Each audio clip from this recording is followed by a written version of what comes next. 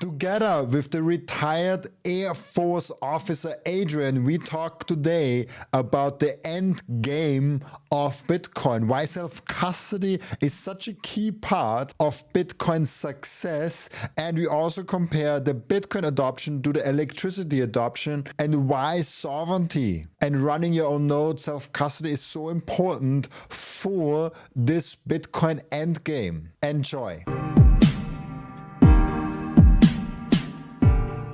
First of all, like, how do you currently see Bitcoin, and has anything changed in your view of Bitcoin since you were last on? Because I think you have been on 1.5 years ago. Like we talked about it before. Like the last halving you have been on, like it feels like a decade ago. Yeah. It was I had to look it up. It was the day before the halving. So I think it was like April 19th. Most people were thinking about 420 as the day of the halving. And a ton has changed since then. But at the same time, I think a lot of it has kind of stayed the same.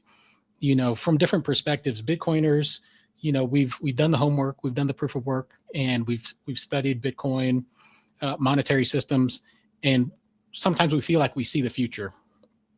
And our expectation a lot of times is we want that bigger, brighter, better future for humanity to come to fruition.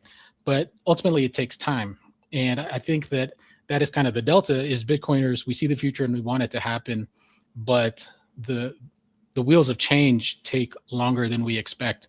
So over the past year and a half, I think there's been a significant amount of changes, whether it's the evolution of the ETFs and options trading on ETFs, Bitcoiners who think that there's manipulation in the markets, and then the evolution of MicroStrategy. And at the same time, we've got all of the, core Bitcoin protocol, TikTok next block, that hasn't changed quite as much. And ultimately, I think that's what we want, is we want it to be battle tested and proven before we make any major changes to the underlying protocol. So it's been an interesting time over the past, year and a half. And I think ultimately it's for the best. We say everything is good for Bitcoin, and it takes time to have Bitcoin mature over all of these different iterations. I said that actually recently on Stack's podcast on What is Money show, and we talked also about the disconnect between we see the world how it could be with Bitcoin, but at the same time, it takes a lot of duration, a lot of time that we actually get there. And I think that we will not see the full extent in my lifetime. Like if I think about, I'm not 27 years old. Let's see, just really bullish on my life. Let's see if I'm getting 100 years old because of medicine will advance and all of that. If we assume that I have 70, 75 years left, I do not think that I will see the full extent of what Bitcoin will provide for the world. I will see crazy prices in Bitcoin, 10 million plus. I will see a major Bitcoin that is very dominating in the financial industry. I will see all those great things, like probably a lot sooner than when I'm 100 years old. So maybe to 50, 40 when I'm that age. And I do not think the philosophical thing, the thing that what actually Bitcoin changes in the world will take part that quickly.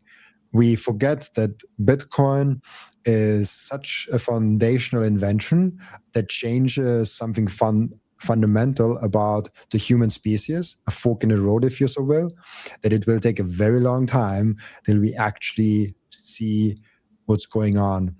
I saw this recently, the statistic, that it took 30 years for 75% of people to agree that electricity is a good thing. 30 years it took. Now we are in year 16 of Bitcoin, or year 17 now, I think. This will take a long time. People now, 3 or 2% of the population probably agrees that Bitcoin is a good thing. We are nowhere. People always confuse how far we are. We are a lot smaller and irrelevant than Bitcoiners might like to think. Yeah, no, I completely agree. You touched on electricity, and if we look at the rollout of electricity, there was a lot of FUD back then in newspapers about the negative impact of electricity on society. If we look at like the evolution to radio, we saw the same thing with people that were adamantly against radio. Video games, there were news articles that said, video games are a fad and it's making kids' heads mush. And now we've got, Elon Musk, who still plays a lot of video games today, and clearly his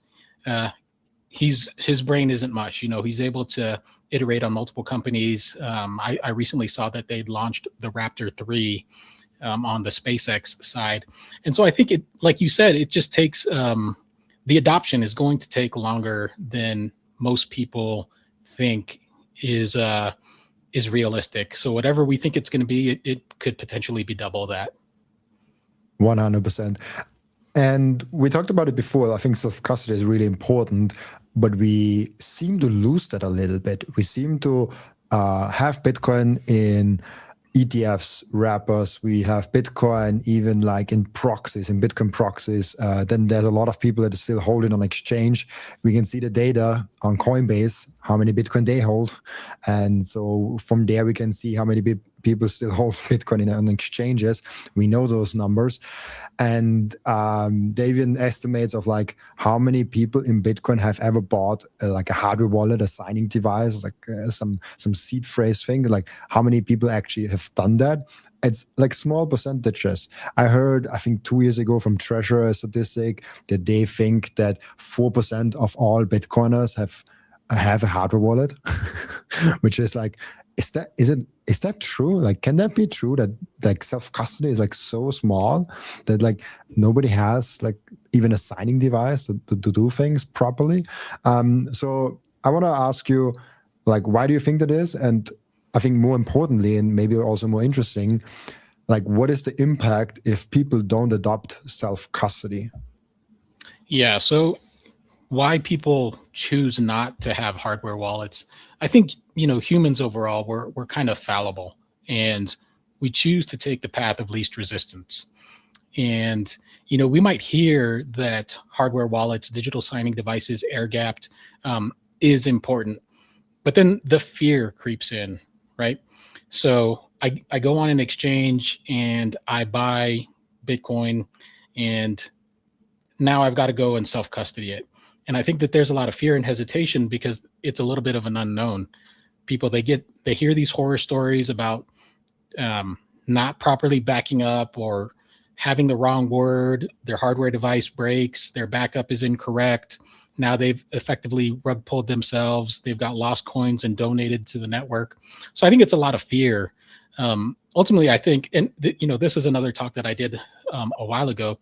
I was telling people that testnet is a superpower, and we went through the process of setting up testnet and then going through and having transactions, both demonstrating and having people conduct transactions. Like if we look at what Malcolm Gladwell wrote in one of his books, and I know it's been debunked, but he talks about 10,000 repetitions or 10,000 hours. Most Bitcoiners, I mean, myself included, I haven't done 10,000 transactions. I haven't set up a hardware wallet 10,000 times. So how do I get those reps and those repetitions in so that I feel confident and proficient, and I have the muscle memory built in so that when I'm interacting with a hardware wallet or a digital signing device, that I've got the confidence I'm not going to screw that up. I think that that's probably the biggest barrier to entry and the biggest hurdle for people to take that leap from leaving it on an exchange to moving to full self-custody on air-gapped hardware, where they don't have to request permission of an exchange and they can do everything fully self-sovereign on their own. What is a testnet? Yeah, so testnet is we'll call it a parallel network. It does the same thing. Like if you're on testnet 4, it's just like Bitcoin runs every 10 minutes. It has an address structure. There are miners that are on testnet 4. And so you can wait the 10 minutes or the 20 minutes, whatever. And you can send and receive transactions. You can set up a hardware wallet. You can set up a hot wallet, a cold wallet. You can do multi-sig. I think it's a phenomenal tool severely underutilized tool by Bitcoiners, where you can get the practice in of sending and receiving transactions. Testnet 4. It's one of the things that I do, like for people who are brand new to multisig. That's another big barrier or hurdle that people are super afraid of actually setting up. I had my meetup yesterday, and I was bombarded by two folks who were super interested in setting up multisig, but they had a hard enough time with single sig plus passphrase. And so we went through a quick demonstration on, hey, why don't you go on a testnet? Maybe you set up a hardware wallet or just use hot wallets at the beginning. Maybe take that old ledger that's collecting dust in your drawer and use that on testnet until you've built up that confidence and that muscle memory. And the cool thing too is you can connect to testnet via Sparrow. So now the interface, if Sparrow's your preferred wallet coordinator software, it is extremely familiar. All of the button clicks are in the exact same place, and you can build that muscle memory and that confidence. That's really cool. Why have I never heard about that? That is really. I always test on just Bitcoin. Like if I want to test something out, I just do it with actual sats, and I probably lost more sats than I want to admit to myself with testing things out. And I'm a very big believer in what you said, building that muscle memory. I mean, in my podcast, I've done now over 700 podcast episodes. Having many different repetitions will make you better at the thing. This is just 100% true. Now, there's a supercut in that, or a small addition to that. You should learn from the repetition if you do something wrong. So just the repetition itself also has improvements in your skill level, but I think repetition, reviewing the repetition is really good. And especially if you can do it with some expert, you just learn a lot faster. If you, for example, want to learn how to kick a free kick on soccer, kick a lot of free kicks in soccer, but then invite Cristiano Ronaldo to review your free kicks in soccer and let him give you feedbacks to your free kicks, and you will learn a lot faster than when you do it on your own. But that's just a small caveat to that. But I'm fascinated that I've never seen testnet before, because then you can train without losing a lot of satoshis that I probably did in my past. Thank you so much for the conversation was already worth it for me because I learned something new today. Yeah, well, when you get set up on testnet, and it's super easy if you're already running Sparrow, I can send you some sats that you can play with, or you can hit one of the testnet faucets and they'll drop you sats. All you have to do is provide an address, and again, it's repetition. You go into your receive address, you confirm that particular address has never been used, dropped it in the website, and then 10 minutes later, you'll get a notification, very often much faster, that you've got a transaction that's pending its first confirmation. So yeah, I'd happy to send you some testnet sats or guide you in the direction of which faucet to go to. But it's different sats than from Bitcoin sats, right? 100%. And you'll see it right away too. Everything is slightly different. On testnet, you'll see the addresses, they look like TB1 versus the BC1Q or the BC1P. So they're noticeably different, but they have zero value in fiat terms. So it's all for experimentation and for learning. There's an entirely separate network that is kind of dedicated for developers that they can test out the software that they're planning to launch, and that's called Signet. But it functions very similarly to testnet or to the actual main protocol. That's fascinating. I love that. Really cool. Now back to the thing, because I think this is really important that we touch on that. What do you think is the impact to Bitcoin if people do not adopt self-custody? Like, what if self-custody is a very small niche thing, maybe even more niche and small in 10 years than it is right now? Yeah, I think if people don't take self-custody, the question I ask myself is, who will take custody? And the answer is going to be decentralized locations. Like, we look at an entity like Coinbase that custodies Bitcoin for the majority of the US-based ETFs. They custody a fraction, if not a large percentage, of the Bitcoin for strategy. If the plebs and the people and the individuals don't take self-custody, the institutions and the governments will. And what does that mean? That means ultimately Bitcoin fails. They have an opportunity to do just like what they did with precious metals, where they can paperize the gold, and it's on a centralized ledger that is not transparent to people. And ultimately, there's a situation where, lo and behold, now there's more than 21 million Bitcoin. So I think it's extremely important that the individuals and the plebs take self-custody. And then if we zoom out even further into the future, we've already got examples of it that have taken place in the past, whether it's FTX, Celsius, Mt. Gox, where people who didn't take self-custody, and I'll agree, like in the Mt. Gox era, it was a lot more difficult to take self-custody. But that's no longer a valid excuse today. But the people who chose not to take self-custody in the past exposed themselves to a lot of third-party counter risk, and ultimately a majority, or a lot of them, I should say, ended up getting rug pulled. And so there's two competing ideas there. Is number one, do you still want to use a permission network where you have to ask permission to be able to transact your Bitcoin? Or do you want to be fully self-sovereign where I don't have to ask permission? All I need is an internet connection, power, and a computer to be able to transact and broadcast a Bitcoin transaction. I love that. And this is really, really, I think, important that people do self-custody. I always promote self-custody because there is like 3 different benefits you get from Bitcoin. There's the benefit that you get wealthy over time.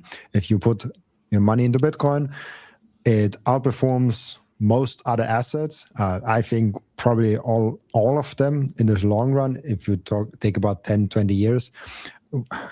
I'm not sure if like there can be a strategy. It can be like Bitcoin leverage, Bitcoin amplified products that might outperform Bitcoin, but it comes with different risks.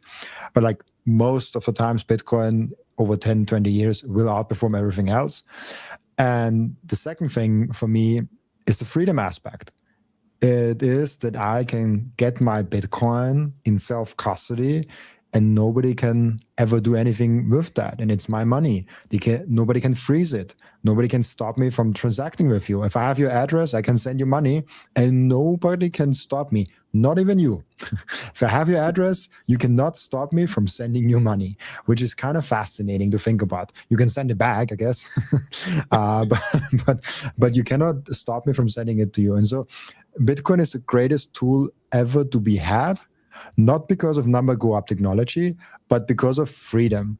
And if you just want a number go up technology, you then have it wherever you want to have it. Your Bitcoin, you probably go more likely to strategy, or go to Tesla or Nvidia or like some other place. Then Bitcoin is just not for you if you don't see the freedom technology of it. But Bitcoin self-custody is so important. And unfortunately, I think people will only learn with pain.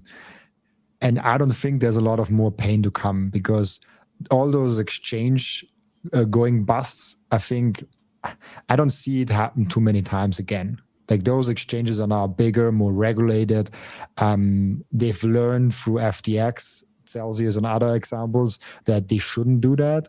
And now like exchanges have way more regulatory scrutiny. So like, I don't think they will do that. So then people only have to learn through freedom. I'm not sure. It's like there's different like there's like the Bitcoin mentors, like the Bitcoin way, like people that help with servicing it. Then there's like collaborative custody with Casa and like Unchained, and like there's like many other like collaborative custody. And then there's like just like, hey, like I just like watch BTC sessions and I just do everything myself and I get in there, and like all those different things, like all those approaches, I guess, are fair and good in their own small ways. But it's very important that you hold all the keys, or at least the majority of the keys. I wouldn't recommend giving someone else more keys than yourself, and definitely not giving someone else all the keys, which you basically do with exchanges and like ETFs. But man, we already have so many good products. And there's so many good services out there for self-custody. It's easier than ever. But I think it's also easier than ever to be distracted, to be not in self-custody, I guess. Yeah, no, I agree. I'll push back on one thing that you said. I agree with the exchanges that have gotten a lot bigger, more regulatory scrutiny. I think the one tail risk, and it's most likely a black swan type of event, is where the exchange is compromised by a bad actor. I think the bad CEOs that have worked for companies, whether it's Alex Mashinsky at Celsius or SBF out of FTX, I agree with you. I think we're kind of done with those type of institutions, but I think there's always going to be a risk. We've got like the Lazarus Group operating out of North Korea, different entities, different what I used to call APKs, the advanced persistent threats, APT, sorry, the advanced persistent threats from a cybersecurity perspective, that are always doing penetration tests. And unfortunately, exchanges, both fiat and Bitcoin and shitcoin, are targets of opportunity, because those are honeypots. And so I'll say that that's probably the like I said, the tail risk to exchanges. And then to go back to what you had mentioned in your conversation with Robert Breedlove, he was on with the Bitcoin veterans a while ago. I think it's probably like 2 years ago. And he said something that just like lives rent free in my brain, and I can never forget now. He said, people get Bitcoin either through proof of work, and that's a lot of the Bitcoiners of today, or they get Bitcoin through proof of pain. And we've got many examples of people who've gone through that or going through that right now, whether it's folks in the Ukraine, folks in Iran. One of the trending topics in my feed over the past couple of days was the price of Bitcoin in Rial from Iran. And my thought was, this isn't what number go up is going to look like. This is what fiat collapse could look like, where it goes up 2,000% in fiat terms in the span of a couple of days. Do I think that happens for major Western countries? Probably not. Does it look like that for the world reserve currency? Probably not. But for emerging countries and emerging fiat currencies, that is definitely a potential future that folks need to prepare for. Otherwise, they're going to get Bitcoin through proof of pain and not through proof of work. Yeah, and I think this is also something that a lot of people overlook in the debate around exchanges. You are much more likely to be hacked.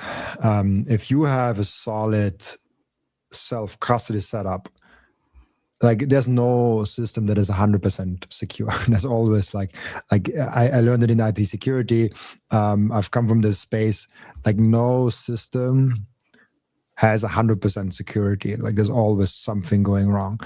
But the exchanges and your small two-factor authentication and username and password, that's not secure at all. And most two-factor authentications are now also backed up to your like Google Cloud and all that shit. If you have a lot of money on an exchange, even if the exchange never go bust, if the exchange never, if there's no bad actor at the exchange, like even if the ideal situation you selected the best exchange, you can screw up just by being targeted. Like this happens all the time. And then it's like, okay, they hack in your account, they withdraw it, and they're gone for forever. And you've lost your Bitcoin because you've been stolen. So like, there's a lot of more ways to lose your Bitcoin in an exchange than the exchange going bust like FTX.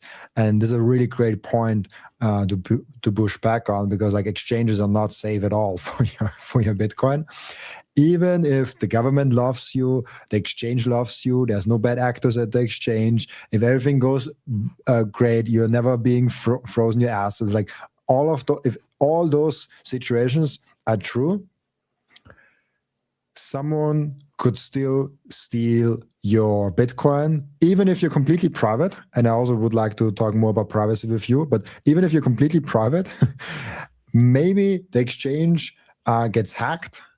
Then they have your information, how many Bitcoin you have on the exchange, and all of a sudden you're a target, and all of a sudden your Bitcoin are gone. Like this is like a very likely situation to be in. It's not that wild to think of that.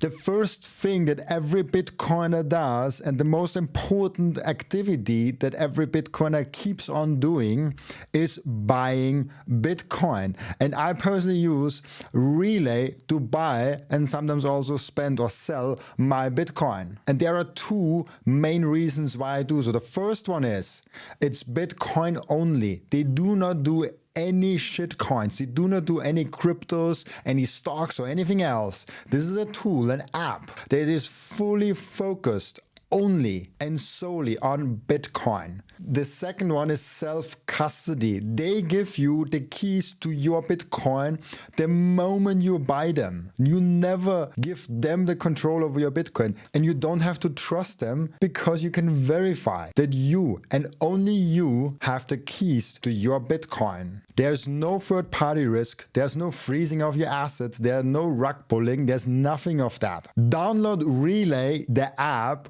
on your phone, or go to relay.app on your browser and use code Robin to save fees and get cheaper Bitcoin. I want to tell you about something very special to me. It's called Microseed. If you hold your Bitcoin in self-custody, and you should, you know how critical it is to secure your seed phrase. You should not have them on paper. You should not have them on anything else than titanium. With Microseed, you can engrave your 12 or 24 word seed phrase, the entire seed phrase, onto a 1-inch small washer. Yes, just one washer. All 24 words on that one washer. You can hide that thing everywhere. And even better, you don't need to buy a new kit every time you have to get a new wallet. You can make unlimited backups, because Microseed is not selling the washer. Microseed is selling the device that stamps the washer. So you get the full kit with the device, with the washers, with the hammer, with everything you need to get started today, and you can make with that unlimited amount of backups. Go now to microseed.io.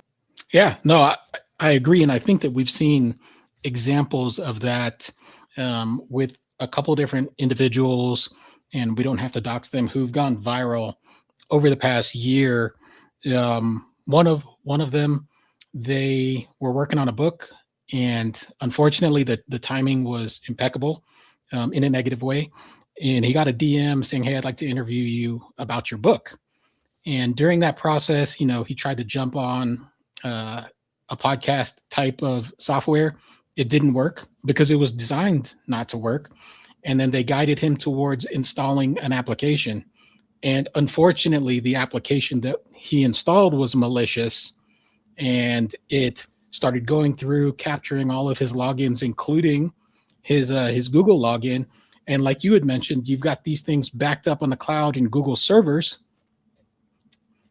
Big mistake on his part. He kept a backup of his 12 words or his 24 words, I'm not sure. He thought it was safe because it was encrypted on his cloud storage associated with his login.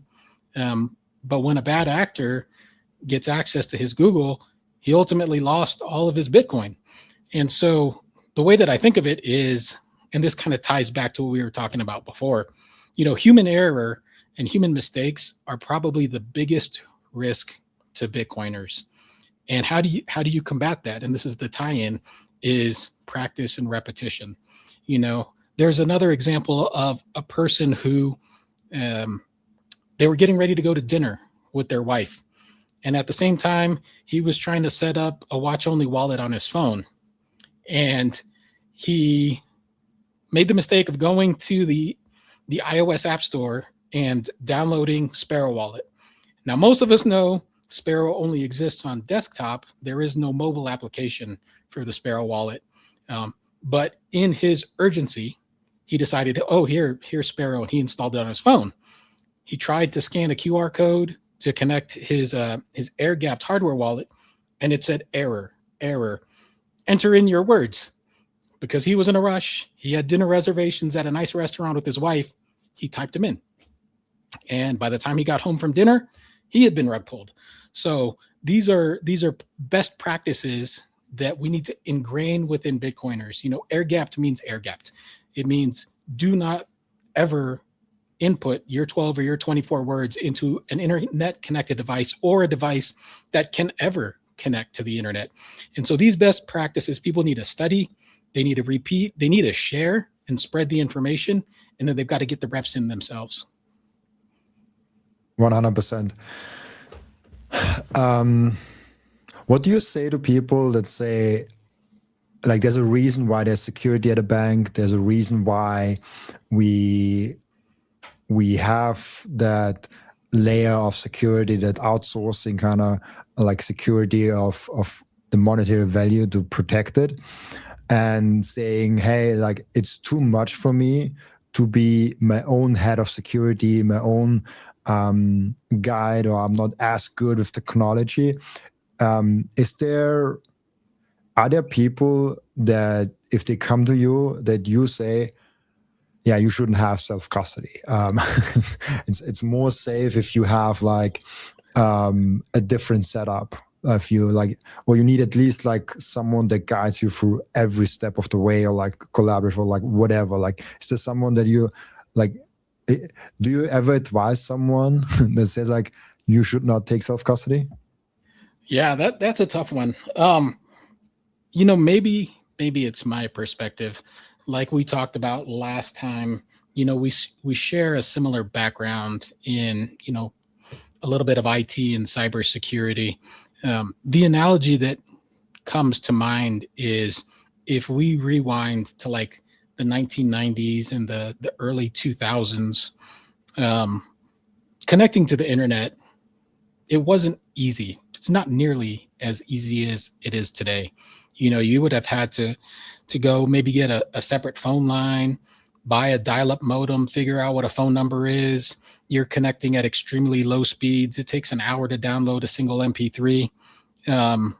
So not everybody was connected to the internet back then. Not everybody's connected today. But the level of adoption today is far greater than it was then. And so I ask myself, why is that?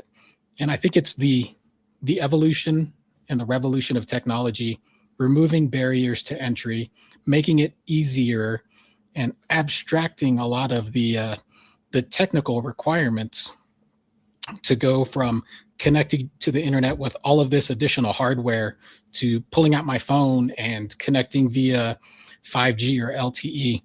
I think it just takes time. And so for anybody who thinks that they can't self-custody on their own, I would challenge their mindset. They take on that negative mindset. And if you think you can't do it, then you probably have a self-fulfilling prophecy where you won't be able to do it. But if you have a positive perspective and a positive mindset that nothing's going to hold you back, and that, you can spend the time, the work, the effort, the study to be able to learn it and accomplish it, I think it is possible. The one outlier that I will say, though, is people who are extremely elderly. They they might be the one demographic or the one cohort that I would say maybe self-custody isn't right for them. But on the flip side, I've got some folks that go to my meetup who are pretty significantly older than me, I should say, and they figured it out, and I've learned things from them, and so I don't think it's outside of the realm for anybody.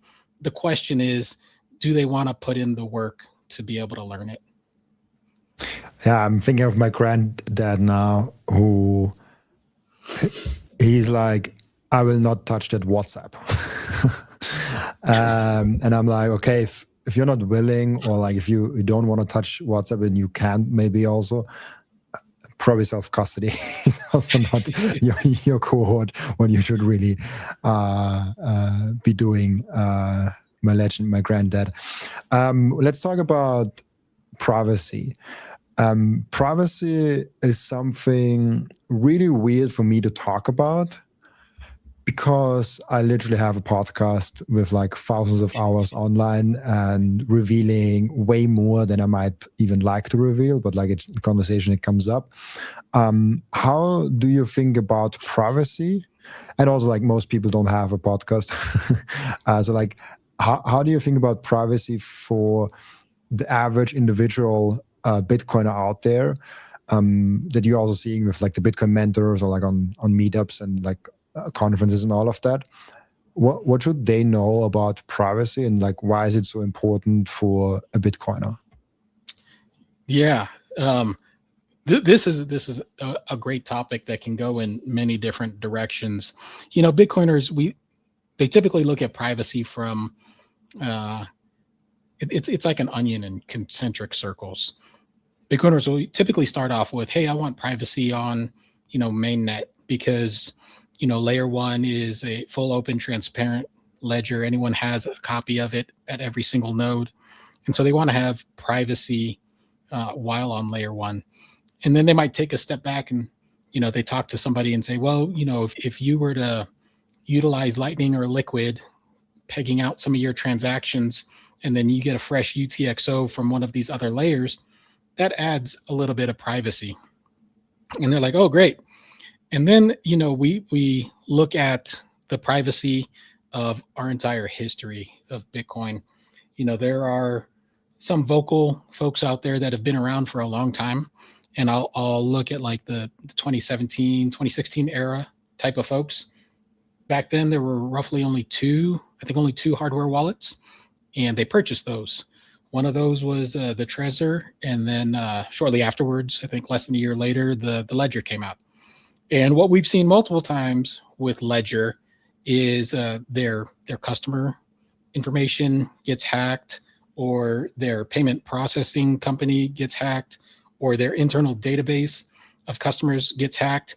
And that's damaging to folks' privacy, because you can see that an individual, they might have bought a hardware wallet, they might have bought a Ledger back in 2017, and then they bought another one in 2020, and then they bought another one in 2023. If you were like a black hat nefarious type of actor, what does that tell me? It tells me that this person has been around for a long time. They didn't leave Bitcoin. In fact, they probably continued to stack during that entire time. What other information can I derive from this? Well, I see that all three of those transactions, the shipping address was exactly the same. So I go to Google Maps, or I go to wherever, and I identify, okay, this is where the most likely location of that person is. What's the name on that invoice? Okay, let's go on to social media. What does that look like? Facebook, Instagram, any of these types of things. Okay, now I've got a name, I've got a face, I've got an address, I've got a phone number, and I've got a guesstimate that this person probably has a significant amount. And so instances like that are yet another thing that Bitcoiners need to think about when it comes down to their privacy. So what is the answer, or what is the solution? Number one, Bitcoiners need to constantly be thinking about privacy. They need to constantly be evolving their posture to maintain their privacy. Whether that means moving, whether that means no longer accepting mail or packages at the place that you live. Only shipping to parcel lockers, only shipping to, like, in the US, we have post office boxes, or starting a small business and only receiving mail at the business address. So completely separating and segregating, the identity of yourself and your physical location to everything else. I also look at it as far as like another thing that Bitcoiners can think about. I like the term compartmentalization, and the two things that fall into there is email address and phone number. Because as a black hat attacker, those are preferred venues for phishing attacks, spear phishing attacks. How can I get to the device that your eyes are on? Whether that's, an SMS text message, or whether that's an email. And so Bitcoiners, one of the things that I was talking about yesterday with someone is, how do you compartmentalize the phone number that you actually use to communicate with, your family and your friends, from the phone number that you use for transactions or for purchasing or for shipping? And so two of the things that came up in that conversation is, hey, maybe you compartmentalize your main phone number from another virtual number. Something like a Google Voice virtual number might be an option. There's another service called Hushed. I think it's hushed.com. For $6 a month, they can give you a virtual phone number that you can use to kind of separate those. So if I only do my purchasing and I use that Hushed phone number, I have never called anyone from that Hushed number. I've never sent anyone a text message from that number. If I buy something and that database gets compromised and I start getting phone calls and text messages at that number, I'm 100% guaranteed that that's a scam, because I have never contacted anyone. That is not in anyone's number. So starting to think in the terms of compartmentalization. The same thing could be true with your email address. Google or Gmail or Proton, they don't stop you. You could have, you might have 1, 2, 3, you could have 100 if you wanted to. That's probably not manageable, but you could have multiple email addresses set up there and have each of those compartmentalized for different functions. So I might have an email address, for example, that I use to communicate with my family. And then I use a completely separate email that I use for online orders. Same thing. If I start getting emails to the one that's only been used for online orders, it's a targeted email. So one of the things was, and I didn't know this, or I didn't think about this when I started my Bitcoin journey.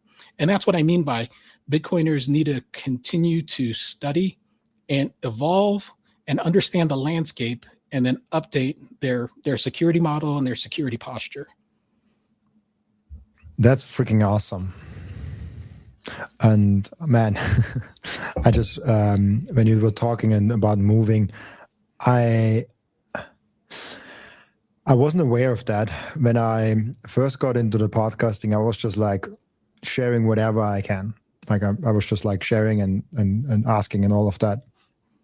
Until about like 1.5 years ago, I would say, or maybe a year ago, something like that. A viewer reached out to me in DMs, and he said like, hey, I think you should stop sharing so much about your location. And he gathered a list of the things he knows about me and likely addresses and like where I likely live. And it was like almost spot on, like almost. He got it like a little bit wrong. And I was like, fuck, I've never thought about that. I've never thought about the things I share on the podcast, that this could potentially be dangerous. Not one piece of information is dangerous, but the collective pieces of information I was giving a very clear idea. Each simple single piece of information was worth nothing. You could like the radius was just like too big. But like all those stacked together was like, oh wow, like you have a good picture of like where he probably lives. And I've now like moved again. I actually have moved a lot in the past 5 years. I've moved every single summer. I hope I can avoid that at some point. It was never for security reasons. It was always for other reasons. But this is the only thing that I don't know. It's fine now because I'm moving so much. Probably move soon again. I don't know. But yeah, this just made me realize the things I say, the things I do leave a footprint, like a fingerprint. And be careful with what you share without being paranoid. And so like there's like this weird middle ground for me where you can make all the ways good for security, but making sure that you're still not like if security is tampering with your life experiences and with how enjoyable your life is, I would say take a step back. And then maybe there's some Bitcoiners that just do it too much and like they should like enjoy life more. And there's like ways of like making security and privacy possible without compromising your life. I just seen like 2 or 3 examples where I'm like, maybe dial it down a little bit. You're not the president. Maybe he doesn't even do it. But like there's a middle ground of like enjoying life, having a convenient life also. Like it's like not that you like have to compromise on all the convenience and still being private and secure. Now I am not private at all. Like I definitely should work on privacy more, and I'm implementing things the more I learn. But by definition, I'm a target. That's why I'm trying to keep as good of a self-custody setup as possible. And yeah, I just think most people listening to this probably have to take their privacy more serious and not less serious. I think that's also something I want to give. Like most people are on the wrong side of that. They're not on the small outliers that take privacy too serious. Yeah, you kind of highlighted a really important fact worth kind of foot stomping, and that is, it's a spectrum. Like privacy and security on one side of the spectrum, and then convenience on the other side of the spectrum. And we've got some folks that choose to be super convenient, and we talked about this type of person before. They've got their coins on an exchange because it's super easy for them to enter in a username and password, or to recover their login to their email because it's super convenient for them to access. And then on the other end of the spectrum, you might have somebody who's got, and I'll say this jokingly, who's got a 5 of 7 geographically separated, multi-jurisdictional, multi-sig with keys in every continent around the world, jokingly. But the reality is most people land somewhere in the middle, right? They might be leaning a little bit more towards the convenience side, or they might be leaning a little bit more towards the security and the privacy side. And the truth is, I can't answer that for every single individual. And Robin, you can't answer that for every single individual. That is an individual concern or an individual question that they've got to answer for themselves. What makes sense to me in my situation with my family? Where do we land? How do we prioritize and balance the security versus the convenience? So yeah, definitely worth repeating again, like you highlighted. 100%. I think it's like the spectrum is really important to highlight that there's always something to do also. Like you can always improve on something. It's not like 0, you're not secure, 1 is you're secure. It's actually like there's 0.7 and there is 0.6 and there's 0.85309 in there somewhere. I want to make sure I also touch on that with you. It's what do you think about the current events? I think you told me beforehand that you find it really interesting about what's going on in the world and how this kind of relates to Bitcoin.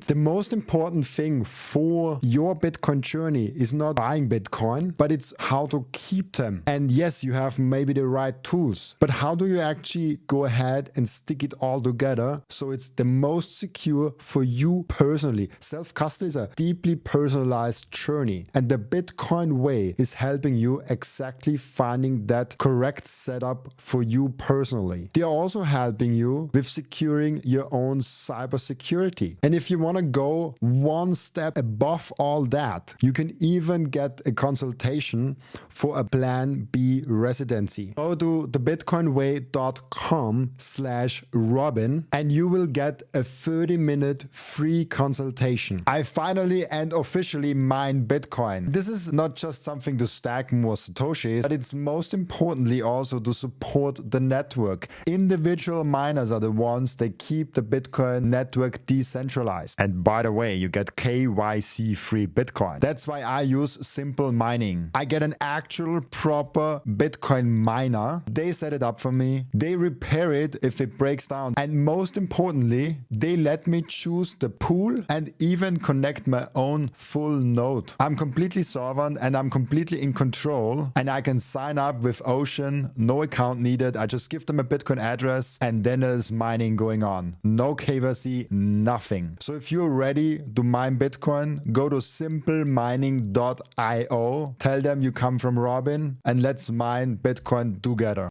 Yeah, like we talked about before we started recording, I'm not sure how things are going to play out. Like I look at what's going on the geopolitical landscape, whether it's the Ukraine, whether it's Gaza, Venezuela, Cuba, Iran, you name it. There's a lot, or Uganda, I forgot Uganda elections coming up soon. Like there are a lot of moving parts all around the world. And the first thing is, I don't know if it's because everything is getting compressed and everything is happening at a greater frequency over a short amount of time, or if we're starting to notice it a little bit more, or, if we're getting propagandized more to be able to see these things. It's one of those where it's competing. Am I noticing it more? Is it happening more? Or am I being told to notice it more?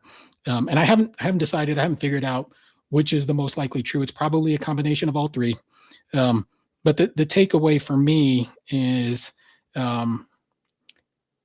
because of all this geopolitical unrest and instability in the world, it is extremely important for me to have my wealth in an asset, like we talked about before, that is permissionless, that is transportable, that I can go almost anywhere in the world in an extremely short amount of time and preserve that. There are many examples of people who have had to flee their locations. Could have been a natural disaster, could have been a man-made disaster, but they had to leave and vacate in a short amount of time. And there were things that they left behind that they probably wish they kept. That's one of the superpowers with Bitcoin is if you've built a structure where how you maintain your keys allows you that freedom of movement in a short amount of time, then you experience less or little loss in the process. So when I look at the world and I see all of this unrest, it only reinforces the conversation that we had before and the importance of holding Bitcoin in self-custody. That's kind of how I've been thinking, the terms I've been thinking about it recently. And I just saw that Twitter is back on, so I wanna from the beginning. I wanna give you guys the picture. It is. Let me see. Let's see if I can find it because it's a fun one. But I think you're true. It seems to be happening fast and fast, and it's. I don't know if it's just like because we notice it more or because we see it more because like social media shows it to us and all of those things, but it definitely feels like that. that we pay more attention to it. But I don't know. Could be true. Could be not true. I don't find it, unfortunately. I've no way of finding it, but it would be. I would love to find it. Give me one more second. Let's see. Yeah, let's figure that out. Let's race. Because I remember. Who finds it faster? Oh, God. Yeah. I will find it faster now. Like, gosh, man. Make it a competition, and then, there's no way that this is right. It looks like it's still down. So I think it was Terrence, Proof of Money, who posted it, but I'm not seeing all of his images. When I go to his media. Oh, so you cannot go back long enough? Well, yeah. So if I could screenshot it, but it says I go to Terrence's page and I hit the media tab, and it says he hasn't posted any media. And I know he posts a lot of media, so I know Twitter's is acting up right now. Oh wait, but I found it. Gosh, you win. Let me see if I can also show it now. I will pay you in testnet sats. Wait, I have to now show it here. Show this. That's the picture. Yeah, that's my true length. Where the hips are from Terrence, this is usually where my knee not even is. Like I'm that tall. And everything. Yeah, that was one of the funniest pictures I remember from Vegas last year. That thing got 26,000 views on Twitter. Like how? Shit, that's hilarious. I did not know that it got that many views. Like not at all. That's crazy. Yeah. See that's it. Oh gosh, that was AI. And that AI is so good because this almost like it actually happened. Like he was actually kneeling, and there was no chair, and then he actually stood up. That's crazy. But yeah, I guess back to topic. Back to topic. Robin is tall. Anything else that you want to share? Maybe how you expect 2026 to play out? Anything that you're excited about? Yeah. I try to manage my expectations. I definitely don't try to put numbers into things as far as, when you assign a number in an expectation, the almost immediate result is going to be disappointment. But if you remove expectations from the equation, then there's no way to be disappointed. So that's something that I try to do when it comes to number go up. I still think that it's probably true until it's broken. And that is, the power law or the power opinion. It's still held true over the past 16 going on 17 years. We stay within those bands. So when somebody asks me, what is my price expectation for 2026? I just point them towards the power law. And I tell them that, hey, this will hold true until it doesn't. Whether it breaks to the downside or to the upside, until it does one of those two things, it's going to be somewhere in between these two bands. Yeah, and it actually got more accurate the last couple of years. I've done that with Stephen. We've looked at the power law, and actually the accuracy is going up in the recent years, which is fascinating to think of, and also kind of logical because the bigger it gets, the less likely one big player having an impact that is unpredictable. I don't know how to end the sentence, but like you get what I'm meaning. Like now having a huge player coming into Bitcoin has less of an effect than it had like 2017, 2015. So it actually gets to become more predictable. But you also said, before we started recording, we talked about the 4-year cycle that we think that it's kind of dead. Yeah, yeah. I mean, I had a post on this on Twitter just a couple days ago. Um, the 4 year cycle being dead to me happened on January 1st. We always, in simplistic terms, we talk about three greens and one red, three greens and one red. With the start of this year, we were two greens and one red, and who knows what's going to happen here in 2026. So I think that the 4 year cycle that we're familiar with previous to this year is not going to repeat and is not going to echo. Um, and I base that on the demographic and the cohort of buyers, right?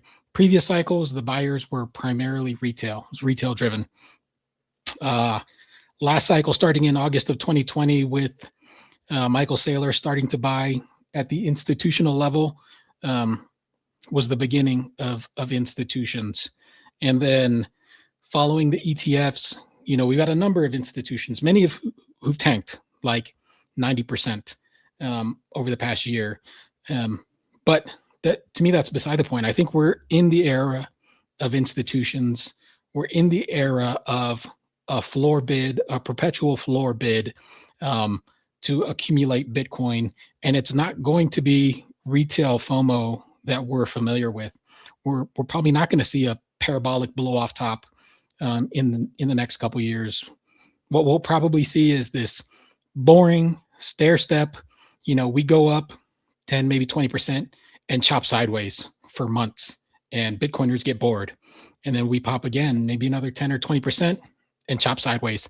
And I think that's probably the most likely direction we move into as institutions and as nation states start to recognize Bitcoin as that superior store of value asset and accumulate that on their balance sheet. I could be wrong. I would love to be wrong, and we see another, 200% parabolic run over just a number of days. But I'm just not confident that's going to happen anymore. I also think so. I mean, there's always like the possibility of a black swan event, a positive black swan event of like what happens if Apple announces a, I don't know, $200 billion buy of Bitcoin. They did things like that. I think can still drastically change the Bitcoin outlook. But outside of that, I think it's like might be more boring than we think, which is, I think, in the almost a controversial opinion at this point. People don't want boring. Really cool. We have an end routine in the podcast, as you might know, where the previous guest is asking a question for the next guest without knowing who the next guest actually is. And the previous guest asked you the question, what skill or knowledge have you acquired from holding Bitcoin outside of the monetary aspect? Oh, I don't know if this meets the category, but I feel like I understood the technology of Bitcoin pretty quickly. Coming from a technical background, it clicked for me. What I didn't understand, what was actually not the financials, not the number go up, but where does inflation come from? To steal Joe Bryan's line, I didn't know that the big red button existed. I didn't understand what debasement was. I didn't know I didn't know the difference between like Keynesian economics and Austrian economics. There was a whole side of Bitcoin that I did not know.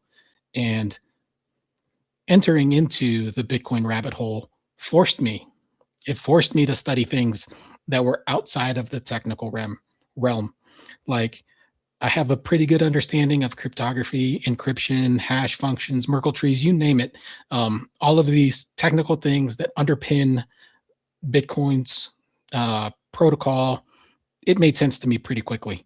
But the overarching reason why all of these things were combined in such an interesting way to solve some of these questions is what Bitcoin forced me to learn and forced me to study. I love that. It's like the connection of things.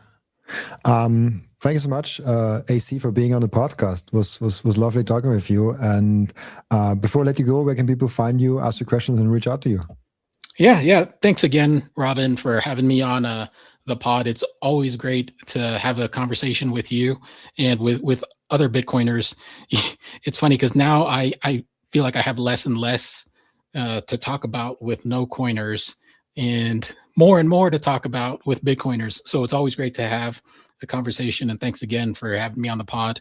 Yeah, most people can find me on social media. I spend a lot of time on Twitter, X, and like you, I'm kind of fully doxxed. So I'm just at my first name last name.com.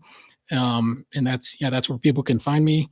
And from there, I've got a link tree with different ways to connect with me from there. Awesome. Thank you so much for being on, AC. Also, thank you so much for everyone that is watching and listening, for joining us today. As always, I'll be back.